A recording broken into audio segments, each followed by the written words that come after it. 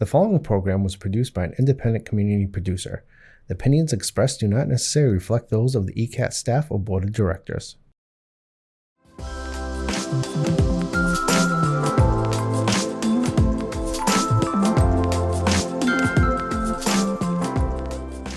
Hi everyone, this is Julie Brennan of Joy with Julie. Welcome back. This is episode 2.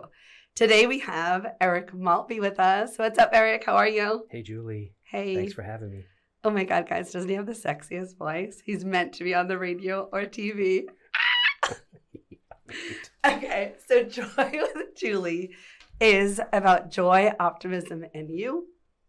So we invite guests on that live a life of happiness. People that are optimists, people that are resilient, and people that they can just take the everyday, mundane, like we work full time, we do our thing, we raise kids, and no matter what you go through, you can still show that you're a positive, happy person. Erik, do you feel like you fit that description? Absolutely. Every day. Every day. Love that. Okay. So I noticed that when I met you a few months ago that you have a really high vibe. And I feel like in 2025 with all that's going on, not just politically, but just in our country and, financially, just people are struggling. There's a lot of people that have anxiety, right? So I wonder how someone like you that works a lot, right? Is that fair to say? I do. I work many hats. I wear many hats. Yeah. So you're a business owner. You own 2 businesses? I do. Yeah. Yeah. And then you have a pretty important job, right? Yeah, I'm an executor for an $8 billion company. Wow. Okay. So how do you keep your vibe so high? I look at it every day, and whether I'm on a call or talking to my peers or team members, I like to call them, I always start out with a loud "Good morning." And everybody's like, "Oh my God, what did this guy drink this morning? Was it a cup of coffee? Was it?" But yeah, I'm high on life, and I love bringing all the energy to the team. That's incredible. I love it. Yeah. So, you do just have a lot of enthusiasm in general. I do. Okay. I do a lot of energy. It's always go, go, go, go. So. Okay. So you're very fast paced. Yes. Which a lot of us Northerners are just built like that. For sure. Right? Okay. So joy, optimism, and you, the Joy with Julie. When I was a little girl, I was actually trained to be an optimist, meaning my mom is definitely the most optimistic person I've ever met. I guess I wonder if optimism comes from people that have been through some stuff, like have had to be resilient and have had to flip the script, or if it's innate in some of us. What do you think? I don't know. Obviously we all have negative feelings, but it's how do we overcome them that really matters. And who are the people in our lives that surround us that, teach us and give us the power and the focus to look at the positive side of things. So you just made me think of something. When you think about your tribe and the people that are around you, your immediate circle on a day-to-day, do you keep that pretty small or does that fluctuate? Like, what is it like for you? That's a good question. When I go to introduce people, I go, "Oh, he's my best friend." Well, but then I say, "Well, he's my best friend, and he's my best friend," and I have about Do you have a few? 10 different best friends. Nice. So it's so you have a lot of solid people. Yeah, a lot of solid, Good. They say what, do or die with, Nice, ride or die. Okay, yeah. Nice. That's awesome. So you're a single dad, right? I am. Okay. So can you talk on being a single dad a little bit? Sure. I think it's the best thing I ever did. Really? Amazing. Okay. I always said if I could have more kids, I would. I just can't afford it. That's awesome. And you have 3 children. I do. Okay. Yes. Awesome. How do you juggle being a single dad, giving all 3 of your kids the time they need, being there for their activities, their sports, right? And being that person for them, but also doing your career thing? Well, first off, they are the most important thing. So whenever it comes to an event or a sporting event or something that one of them have going on, we just had prom season and my daughter was in, her junior prom, and it's drop whatever you're doing and make it happen. You do not want to sure you're miss there. this life Make sure event. you're there. Yeah. That's fantastic. If you're there for them, they'll be there for you, is what I believe. I love that. I love that. That's great. What would you tell your 8-year-old self? My 8-year-old self, I would probably say it's life is about networking. You know, my parents always brought me up saying, it's what you know, it's what you know, it's what you know. But it isn't. It's who you know. It's who you know and what relationships you make. And then it's what you know. So I would totally rearrange that lesson and network and it's who you know. I agree with that. Networking is 1,000,000% going to help you succeed in life, and also relationship building. Yeah. Like the relationships you build, they don't have to be your bestie, right? But just leaving things on good terms, and also getting to know a person for who they are, not who other people perceive them as. Right. Yeah, I like that. Okay, let's see. So, Erik, how do you live your best life? I guess, you know, we have to go back to the kids. You know, that's, you know, when I was growing up, I didn't have my kids until later on in life, but it was... How old were you, Erik, when you had your first one? 35, 36. Okay. Yeah, so it was a little later on, but I was like, wow. You know, when the doctor looked at me and said, "Would you like to hold your daughter, Dad?" I'm like, "Dad? I'm not a dad. My dad's not here. He's out there." Wow. And that's when it really hit me. But and then the rest of the story is now I had something to live for, like inside and a worth, you know, because I had to provide, I had to be there, I had to support, I had to mentor, I had to teach, I had to show them how to be good people and how to stay positive. Would you say all 3 of your kids are pretty positive like you? Oh yeah, I think they are. Oh yeah. They're magnificent kids, and if you ask any of my friends or family, they would echo that sentiment. So I've met a few of your friends, and it's funny that it did come up in conversation when I was hanging out with them that they definitely said like his kids are phenomenal, his kids are amazing. Yeah, and that was just cool. Yeah, so I can't take all the credit because my ex-wife has a big part in that, and you know our teaming up of parenting on one page really works. Love it.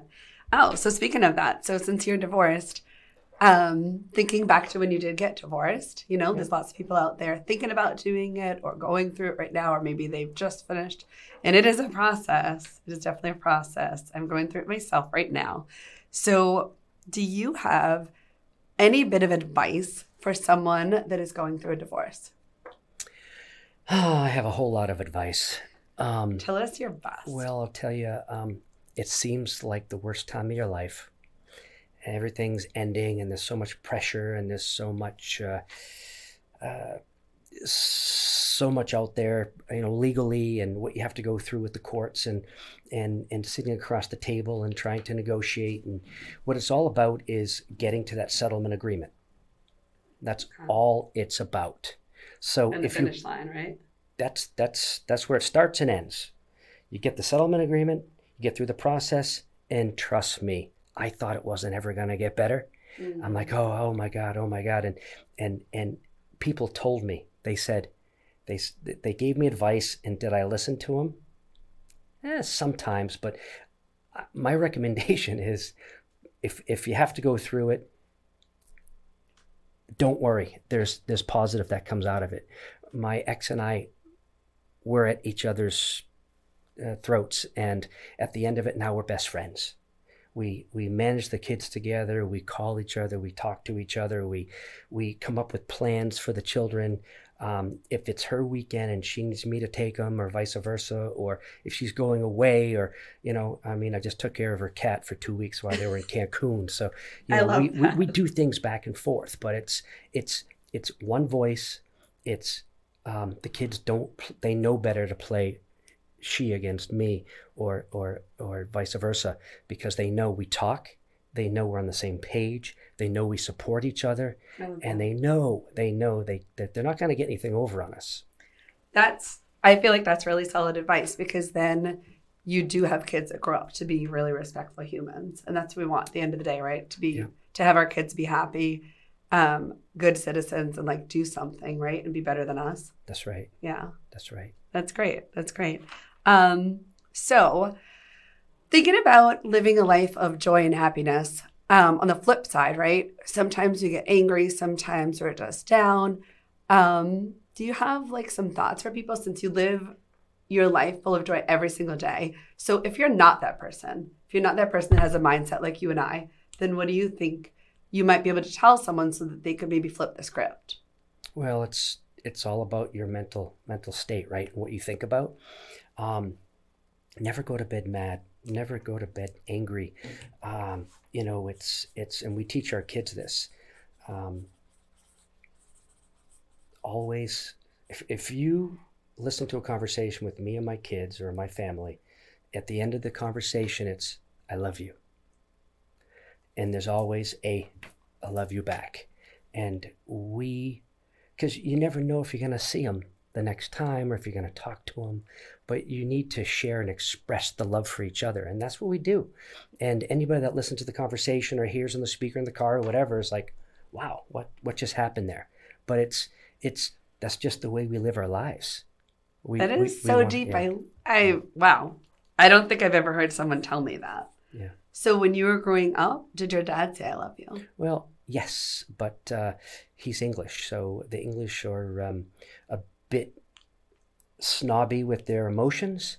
But my mother's this little Jewish lady, and she brings them out one way or the other, and he has come around to My mother is part English. to be shaped, That's fabulous. into a loving, caring. So your mom was very open with her affection and love. Oh yeah, big time. Okay, beautiful. That's beautiful. Okay, so I'm wondering about your children, and I know they're already fabulous, but if you think to their future in like the next 5 to 10 years, what is a hope you have for each of your daughters? So my daughter's 19, goes to Quinnipiac. She's pre-med. So she's got to find her way.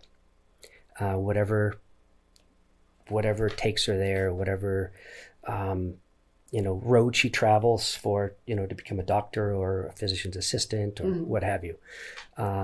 She'll find it. She'll find her way. She's highly intelligent. She's focused.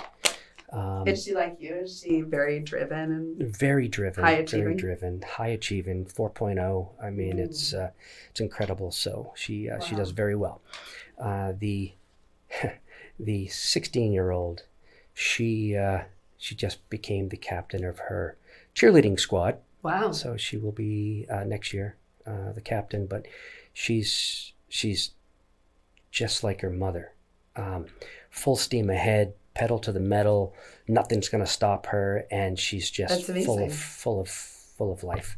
Okay. And then my son's quarterback for the football team, and he's really come up, and every Sunday he's going the extra mile at the Zavarian Brothers and doing football training and what have you, and he just really wants to succeed. In fact, he just he notified me. We were talking, and he's like, "Hey, Dad, you're a commercial pilot.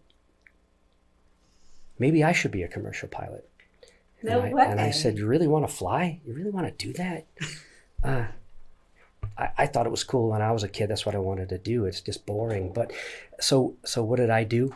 I said, okay, if you want to try it. So I just reached out to a Federal Aviation Administration airman medical doctor, and I'm scheduled for my physical in order to reapply for my medical to fly. So I'm going to surprise him and just say, hey, let's go for a ride. And next thing you know, we'll be going to the airfield and taking a plane for a ride. That's amazing. How soon is that process? Like, how long does it take to get the medical exam? I call Friday. I have my appointment. And then what about like the relicensing? Just have to go get checked out at an airfield. That's all. Okay. Yeah. I have a pilot friend that has a plane. It's a Cessna. Oh, yeah. Yeah. Have you flown one of those? Or you do the big That's a high wing. aircraft. Is it a 172 or 182? I don't know. We can ask them. Okay. I've been up like 5 We'll times. figure it out. Yeah, that's great. So how soon do you think you're going to get your son in the air? Oh, I'd say inside a month. He just did some skydiving, so he and his sister did, yeah. Okay. So they loved That's it. awesome. That's awesome. If you could give people that are raising teens advice, right? How to keep your home like a happier place, what would you tell them? Well, I think kids like boundaries. Mm-hmm. Kids like discipline. Kids like, knowing that you care for them and that you love them. So you have to create your boundaries with your kids. You have to create these, expectations. They learn you, you learn them. They know exactly, they know how to act when they become that age, I mean, even when they're younger, but more so when they're older. They will test it though. They test it all the time. Right? They test it all the time. And usually it just takes a look. You know what I mean. I do. I was a teacher for 26 years. I definitely have the look. Yeah. That's awesome. So earlier you mentioned how you always tell your children that you love them and they say it back, which is really fabulous. How do you show your kids that you love them? Well, it's funny. We just watched this series called The Kingsman. Okay. I don't know if you've ever seen it. Not yet. But my son's always on my left. My 16-year-old is on my right, and my daughter's in the middle. And we'll watch TV. All together. Sitting on a bed, watching the TV, and just looking and watching and telling each other to be quiet. So who's the loudest? Who's the noisiest? Definitely my 16-year-old daughter. Okay. Yeah. Oh, yeah. All right. I feel like her and I are spirit animals. I'm the middle kid too. And I'm definitely one that has to talk during the shows. And my sons are always telling me to shh. Well, she's the one that's always making the popcorn and this and that, and then getting up and pausing the movie, and everybody's saying, "What are you doing?" And, yeah, Keep it going. Oh That's my God, awesome. yeah, she's. I love that. That's free, right? Oh yeah. Yeah.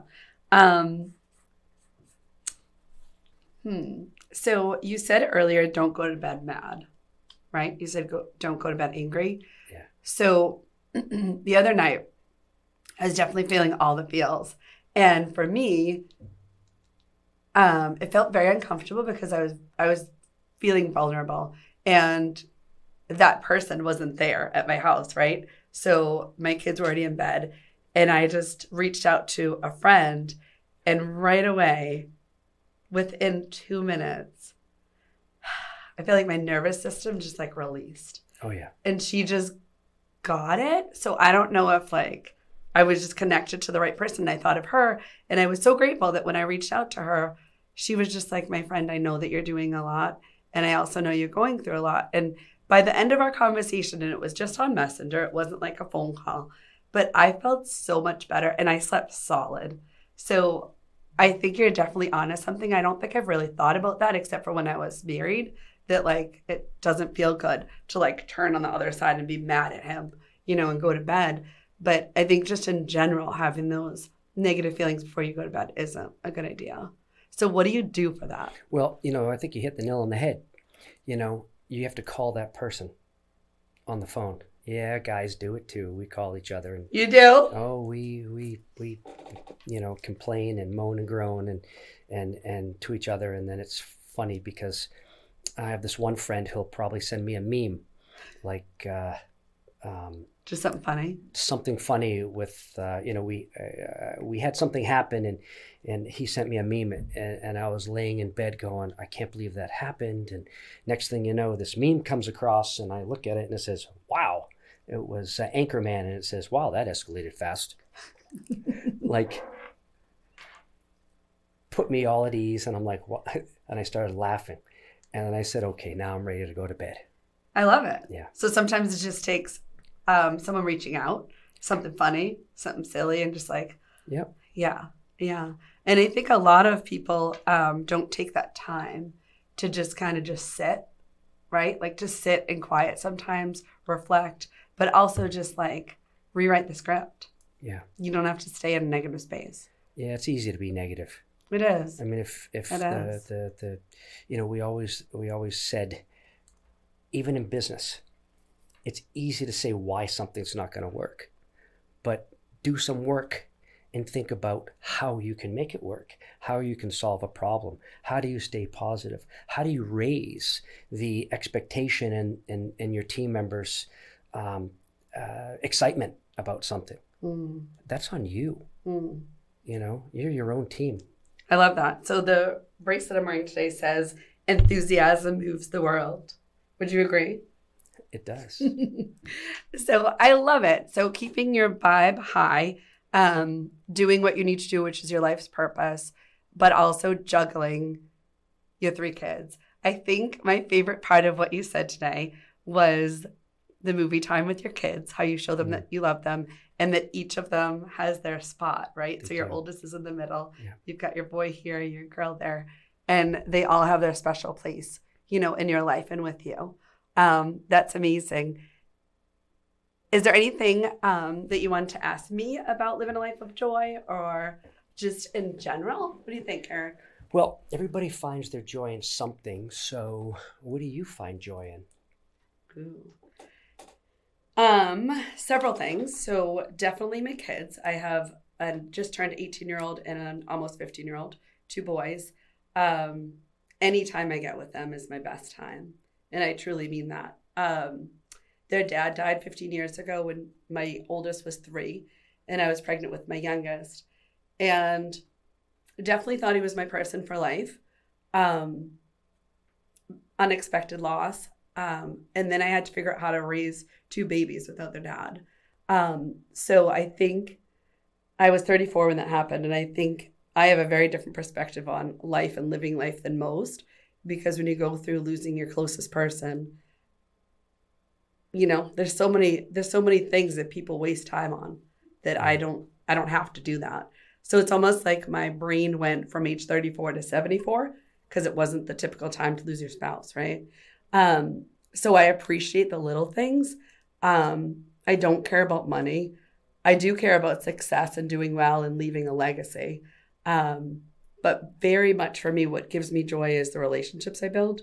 So being the founder of a nonprofit that helps young widows and kids that lost a parent, we just had a memorial walk. And when the kids come to me and I'm like Auntie Julie and I'm like the fun one, that brings me joy, because I had a little boy that gave me a fidget spinner on Sunday that he had just won at an event. And Austin comes up to me and he's like, Julie. And I was talking to someone and then he's like, excuse me, Miss Julie. And he's like, this is for you. And I was like, oh, and he's only 5, right? So he's just a little nugget. I call him my bestie. And I was like, I didn't even get to say, why are you giving this to me? He breaks out with, I'm giving you this because you always do things for us. And I wanted to do something nice for you. He's 5. Wow. So I always learn from kids, and I get so much joy from being around children. I think he should be the next guest on this podcast. Austin? Okay. He lives on Oliver Street. There you go. So that'd be an easy guest. Could walk right over from school. Oh, that's so cute. Yeah, so definitely being around kids. And then when I'm feeling down or need a reset, I go to the ocean. So being around water. I got a pool. It's a saltwater pool. That helps if I can't drive to the ocean in a minute. But yeah, definitely being in water, around water, that brings me joy and helps me live like a life that's not stressful, because I do a lot that could bring stress, you know, but I don't like stress. Yeah, I think we all encounter stress, but it's how do we deal with it, right? How we react, how we deal with it. Yeah, for sure. So I did just want to end on a note and say that one thing I learned when I was in college from my psych professor, Professor Greenwald, was that on any given day, you need 10 positives to counteract 1 negative. Did you know that? I didn't. Yeah. But I also... Does that make sense? Knew like it takes more muscles to frown than it does to smile. Okay. So it's easier to smile. Yes. And then when you smile, you make other people smile. There you go. It's contagious. Right? And it's in your eyes, don't you think? Like, even though it's your mouth that smiles, like you can totally see it in someone's eyes, right? Those big blue eyes. So living a life of joy is really important for many reasons. And one of the next episodes we'll talk about for health reasons. But living a life of joy means that you're doing the best you can to get through this crazy world, right? And who the heck wants to be around someone negative, right? It's true. So you'll attract your tribe. You'll attract the people that are also positive when you are a joyful, happy person. So tune in next time. If you want to be a guest, let me know. Joy with Julie. We are so grateful you're here to listen. Do your best to make other people smile. Bye.